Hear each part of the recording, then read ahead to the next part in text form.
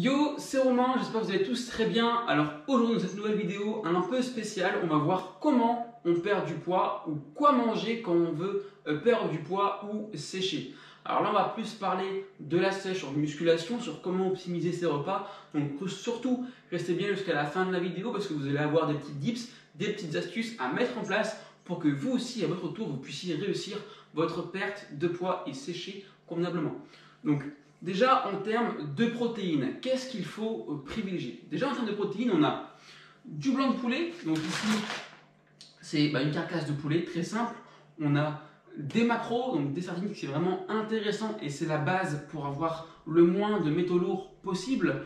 On a des escalopes de dinde, donc viande blanche, viande maigre et l'incontournable des œufs. Donc des œufs bio ou FR1, donc élevés en plein air, c'est vraiment la base. Donc en termes de protéines, j'ai envie de dire, il n'y a pas trop de secret, c'est vraiment très basique, très simple, mais voilà, c'est vraiment le truc le plus efficace. Donc c'est vraiment viande maigre et optimiser après tout ce qui est poisson, maquereau, saumon, etc. pour vraiment avoir aussi des bonnes sources de graisse.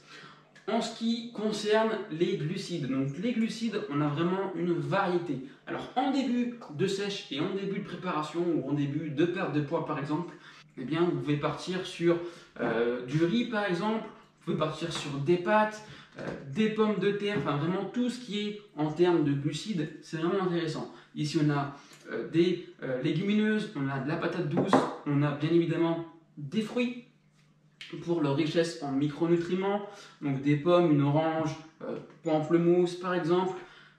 Tout ce qui est tubercules, donc venant de la terre, ça aussi c'est vraiment un petit tips que je vous donne, c'est que tout ce qui provient de la terre, et il y a moins de pesticides, donc ça c'est vraiment intéressant. Donc tout ce qui est pommes de terre, carottes par exemple, navets, et vraiment tout ce qui provient de la terre, c'est vraiment les aliments les plus sains entre guillemets.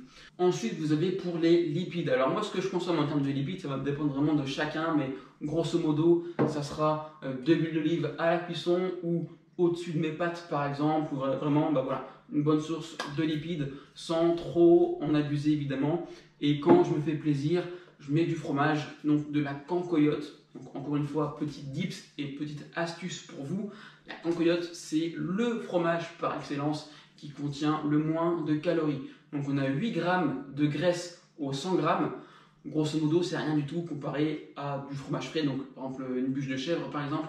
La bûche de chèvre ou du camembert, c'est 20 grammes de graisse au 100 grammes. Là on est à 8 grammes de graisse, donc plus que la moitié. Donc ça vraiment, en perte de poids, c'est aussi l'une des bases.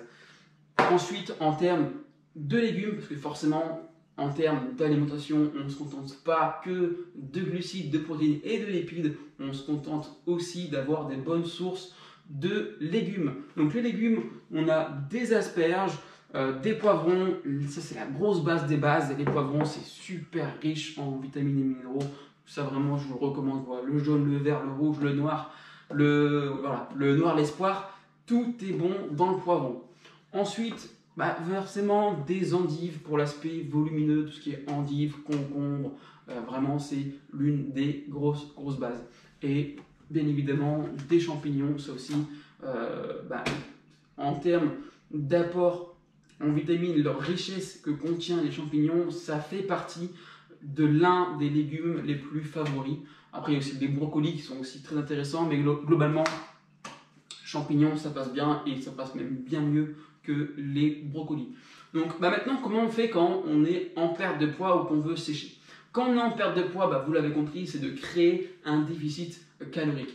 Quand on crée un déficit calorique, forcément, au début, on peut se permettre de partir là-dessus, sur des choses assez riches, du riz, des pâtes, de la semoule par exemple, mais au fur et à mesure que vous allez avancer, vous allez devoir faire des choix alimentaires. Ces choix alimentaires vont se baser sur une diminution des sucres type féculent pour partir sur des choses un peu plus rassasiantes comme la pomme de terre par exemple ou de la patate douce qui a un index glycémique beaucoup plus bas. Donc lorsque vous êtes en perte de poids, diminuez vos sources de pâtes, de riz et tout ce qui s'ensuit et optimisez les choses avec des patates douces et des légumineuses.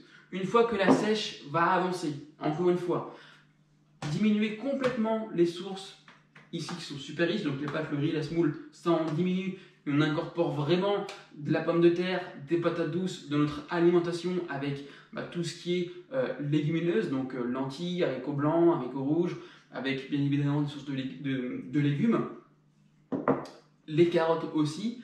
Et une fois que ça va encore avancer, vous allez totalement supprimer, vous pouvez en consommer, hein, mais disons limiter la consommation de pommes de terre et de patates douces pour vraiment venir optimiser les choses avec des légumineuses et des légumes. Et une fois que vous allez vraiment entrer dans la dernière phase, dans la dernière semaine de préparation, enlevez les légumineuses pour partir vraiment sur des choses, tout ce qui est légumes. Donc ça c'est vraiment en fin de préparation. Mais globalement, en début de sèche, vous prenez des pâtes, du riz, ça n'a pas trop d'importance. Au plus vous allez avancer, au plus vous allez réduire cette quantité et basculer vers des légumineuses pour leur effet de satiété et leur effet riche en protéines végétales. Donc vraiment intéressant, avec bien évidemment des sources de patates douces, avec un index glycémique très bas, donc intéressant.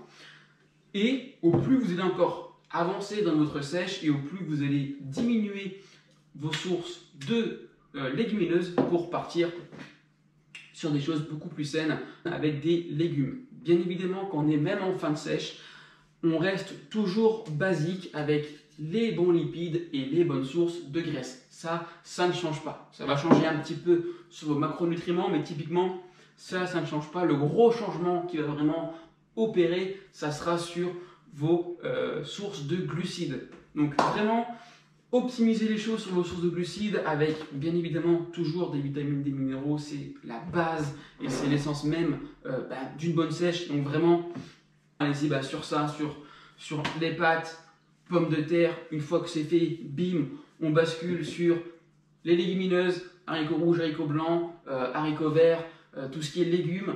Et une fois que c'est fait, qu'on a vraiment atteint la limite de notre sèche, on supprime ça et on part sur les légumes. Et c'est terminé, on a le corps de rêve.